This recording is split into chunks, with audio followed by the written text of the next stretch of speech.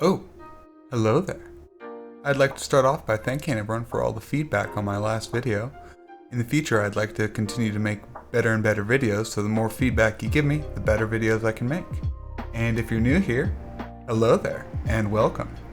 This is going to be a discussion / rant about the Xtrfy MZ1. So I just have a game of Risk of Rain here pulled up, and let's dive right in. So I guess let's get the boring stuff out of the way first. So what is this mouse? It's a mouse designed by Rocket Jump Ninja. His name is Zai. He's a Quake player turned YouTuber / mouse reviewer. He ended up making this mouse after being rather, unenthused by some of the offerings in the industry. It's got a 3389 sensor. It's pretty light. It's got PTFE skates. It's got a paracord.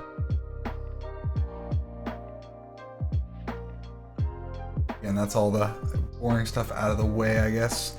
As far as the clicks themselves, performance-wise, I really can't notice any latency or anything like that. Out of the box, I set the debounce time to 2 milliseconds and haven't had any double click issues or any issues with click timing in games like CS.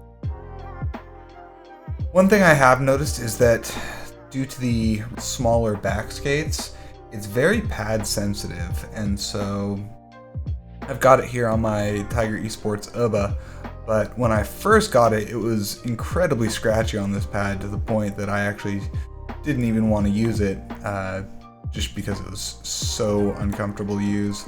I used it on the Aqua Control 2 for a little bit, but then I found the most consistency on the Odin Infinity Hybrid. And then depending on the grip that you use, sensor performance can feel drastically different.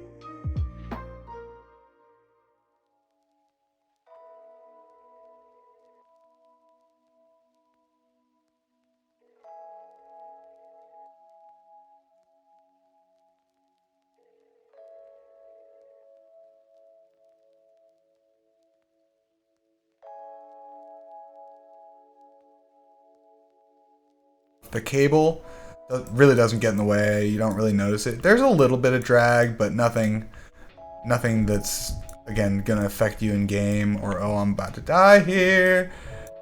And yeah, I'm dead.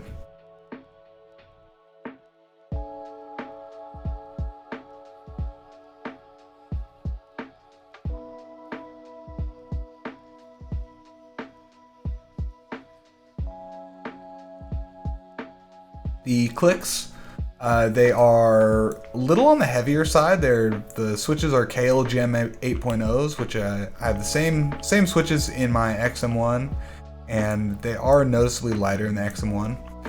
But due to the implementation in this mouse, they just feel a little bit heavier. The scroll wheel is very smooth, but also still has some decent tactility, which personally for browsing and things of that nature, I really enjoyed using.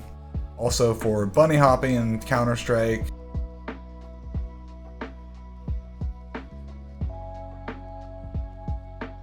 The coating is okay. It does seem to attract a lot of dirt and let's just say resin-based products.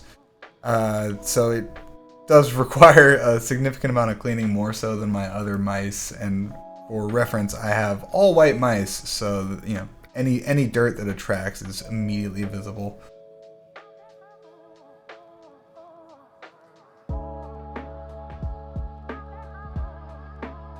The most important part, in my opinion, is the shape. So for this, we're actually going to switch to full screen here. It's got a semi-ambidextrous shape.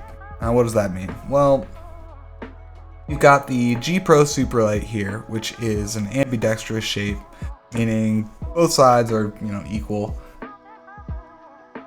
This looks ambi at first.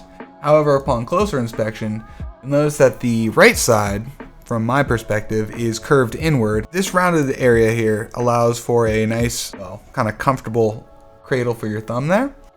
And then on the right side, you can kind of just grip it here, and the inward curve allows for a very easy grip, very, very light grip.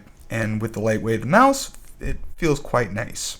The small hump on the back, if you notice side by side here with the Superlight, the hump on the Superlight is kind of a flatter, rounded mouse here.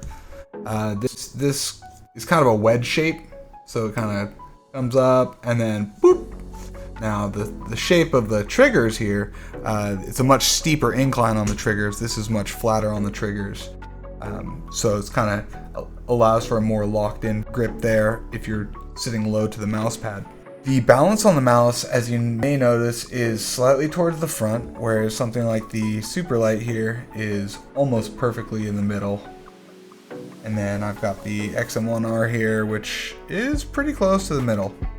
For reference, here's the cable on the XM1R, and here's the cable on Zai's rail. Now back to the comfort grooves. One of the advantages to them is, again, when you're really kind of holding a shot and making a flick, you get a very steady, connected feel to the mouse. However, I noticed that for micro adjustments, something like the Superlight really kind of allows you to roll the triggers around on your fingers a little bit, and that allows for very precise micro adjustments. Lastly, the cable.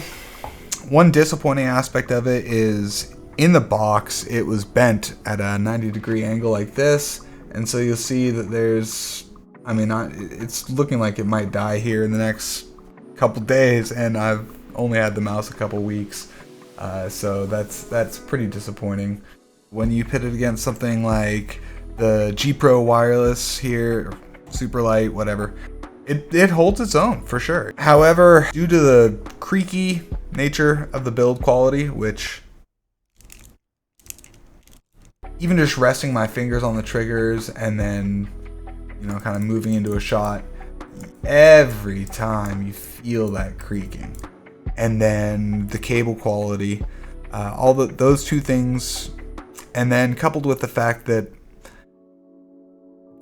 because I have to use the holes to actually use my grip, it's just not the mouse for me. It's a great mouse, terrific mouse, but again, just not quite my cup of tea. However, I think if they address those few things, if they come out with a wireless version, if they have a connected skate in the back here, maybe move this switch up a little bit, make this just an all solid side, and then maybe use a different plastic. It's a top tier mouse, incredible. And if they address those few things, I really feel it's something unique. Hope that was informative. Hope I didn't go on too long. Oh my gosh, I did. I'll try to cut this up. But thanks for watching, and hope you have a good one. Enjoy. It's got RGB, so that's a thing.